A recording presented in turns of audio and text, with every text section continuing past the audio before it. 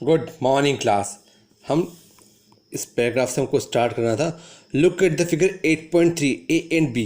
आपको देखना है दोनों ए और बी डायग्राम के अकॉर्डिंग आप देख सकते हैं कि both organisms are made up of single cell. Actually ये क्या है, दोनों अमीबा और पैरामीशियम एक्चुअली सिंगल सेल्ड होते हैं। ठीक है, इसलिए हम इसको कहते हैं यूनी सेलुलर। एक सिंगल सेल ही है, ये जो पूरा स्ट्रक्चर आपको दिख रहा है एक सिंगल सेल है। ठीक है, यही डिवाइड हो कि इसकी ग्रोथ होती है और आगे नया ऑर्गेनिज्म बनता है, इसलिए इसको बोला unicellular. One cell, uni means one और सेलुलर मीन्स सेल, तो सिंगल सेल यूनी सेल्यूलर। ठीक है, एग्जांपल आप देख सकते हो अमीबा और पैरामीशियम। ठीक है, single celled organisms, a single celled organisms performs all the necessary functions at a multicellular that multicellular organism perform। एक सिंगल सेल्ड भी होगा अगर कोई ऑर्गेनिज्म, तो वो सारे फंक्शन शो करेगा जो एक मल्टी सेलुलर ऑर्गेनिज्म परफॉर्म करता है। A single celled organisms like amoeba captures and digest food. Actually हम जैसे सिंगल सेल्ड की बात करते हैं, अमीबा की बात करते हैं। अमीबा क्या करता है, फूड को कैप्चर करता है और एक्चुअली लेता है और डाइजेस्ट करता है। ठीक है, रेस्पायर एक्सक्रेशन भी करता है, रेस्पिरेशन भी करता है, ग्रोज एंड रिप्रोड्यूस, और रिप्रोड्यूस भी करता है। एक्चुअली वो अपने समान उसकी क्या होती है, जनरेशन आगे बढ़ती है, तो उसको बोलते हैं रिप्रोडक्शन। ठीक है, similarly function in multicellular organisms are carried out by groups. अब मल्टीसेलुलर ऑर्गेनिजम्स के थ्रू कुछ फंक्शंस को कैरी आउट किया जाता है by groups of specialised cells forming different tissues. Actually क्या होता है, वो अलग अलग टिश्यूज़ को फॉर्म करता है। ठीक है, एक्चुअली जो मल्टीसेलुलर होगा तो बहुत सारे सेल्स इकट्ठी होकर बनेगी, टिश्यूज़ बनेगी। ठीक है, tissues in turn from organs, और सेल्स काइंड में कन्वर्ट होगा टिश्यूज़ में, और टिश्यूज़ काइंड में कन्वर्ट हो जाएगा जब सेल्स आपस में ग्रुप बनाएगी। तो सेल्स ग्रुप बना के क्या बनाएगी, टिश्यू, और टिश्यूज आपस में ग्रुप बना के क्या बनाएगी, ऑर्गन्स।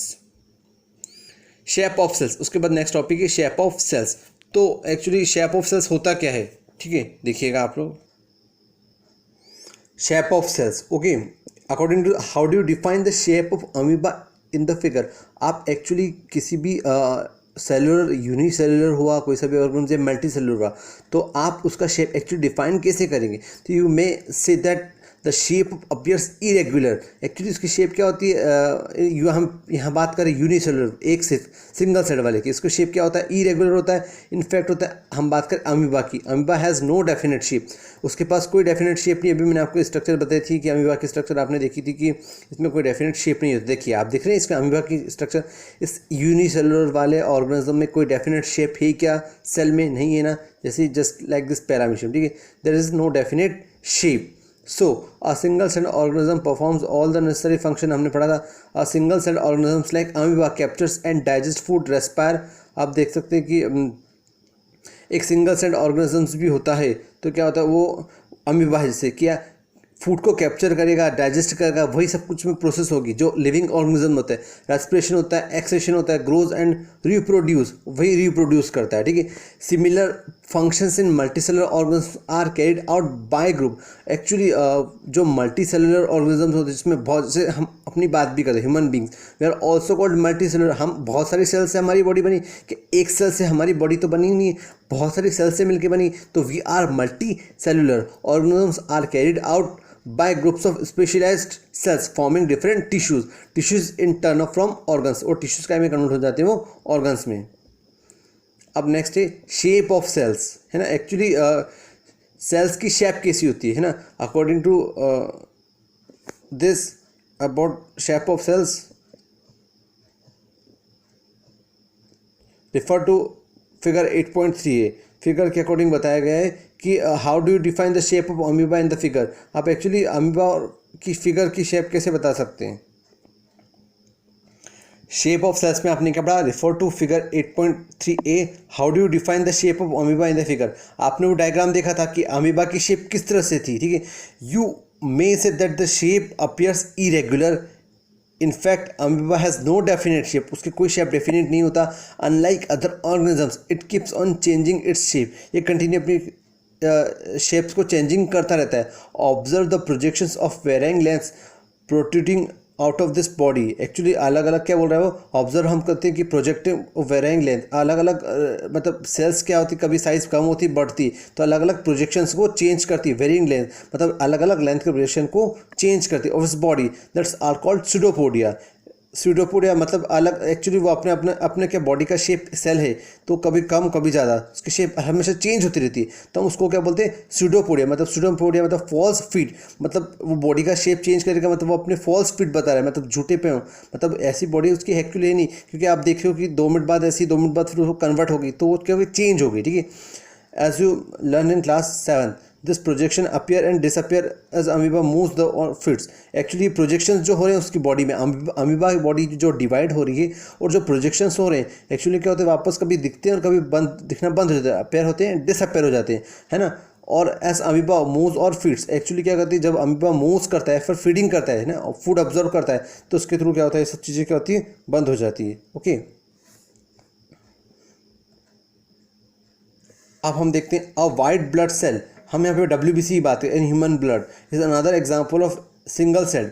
एक्चुअली WBC जो हमारी ह्यूमन बींग की बॉडी में होती है, वो भी एग्जांपल का एक सिंगल सेल का, which can change it shape. Actually वो अपने इसके थ्रू क्या होता है, शेप को चेंज कर सकता है।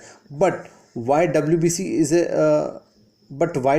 Is a cell, amoeba is full fledged organisms capable of independent existence. Actually क्या होता है, अमीबा क्या होता है, एक WBC एक सेल है, सिंगल सेल है ना, और amoeba is a full fledged organism. Actually वो फुल फ्लैडेड होता है, हम उसको बोलते हैं, why did we call full fledged organism capable of independent exist, मतलब वो इंडिपेंडेंट एग्जिस्टेंस, मतलब खुद रह सकता है ना, उसको कोई प्रॉब्लम नहीं है, इसलिए हमने उसका फुल फ्लैडेड, मतलब उसको अपनी लाइफ सर्वाइव करने में सिंगल सेल को कोई प्रॉब्लम नहीं, इसलिए हमने उसको बोला फुल फ्लैडेड ऑर्गेनिज्म, ठीक है। What shape would expect in organism with millions of cells, आप कौन सा शेप ऑब्जर्व करोगे, ठीक है। फिगर के अकॉर्डिंग आपने देखा था, फिगर 8.4 ABC के show different cells such as blood, muscles and nerves of human beings the different shapes. अब वो क्या अलग अलग शेप्स उसने शो करी थी, different shapes are related to the respective functions, अलग अलग फंक्शंस को वो शो करेगी, ठीक है। Generally cells are round, spherical or elongated, ठीक है। अब सेल्स कैसी होती है, राउंड होती है, इलोंगेटेड होती है और स्पेरिकल शेप होती है, ठीक है। Some cells are long and pointed और बोन्ड एंड्स। अब कुछ सेल्स ऐसी होती है कि पॉइंटेड होती है, दोनों एंड्स पे क्या होती है, पॉइंटेड होती है, तो एग्जिबिट ए स्पिंडल शेप, ठीक है। Cells sometimes are quite long, some are branch like, अलग अलग शेप होते हैं, नर्व शेप होती है, ठीक है। फिगर 8.4C के अकॉर्डिंग, ठीक है। The nerves receiver and transfer message, ठीक है। देयरफॉर ये देखिए आप इस डायग्राम की, तो आपको मुझे बोल रहा था 8.4A का B, C और D, ठीक है, ABC तीन है। आपको स्पेरिकल शेप दिख रही है सेल्स, तो इट्स ऑल स्पेरिकल शेप्स, ठीक है। आपको बी क्या दिख रहा है, स्पिंडल शेप्ड, एक्चुअली ये आपको अलग शेप दिख रही है, तो हम बोलते हैं स्पिंडल शेप्ड मसल सेल्स, ये भी सेल्स ही हैं, है ना। और सी वाला है लॉन्ग ब्रांच्ड नर्व सेल्स, ये वाली ब्रांच बनाती हुई आपको दिख रही है, ये ब्रांच आपकी, ये ब्रांच, तो क्या होगी, लॉन्ग ब्रांच नर्व सेल्स।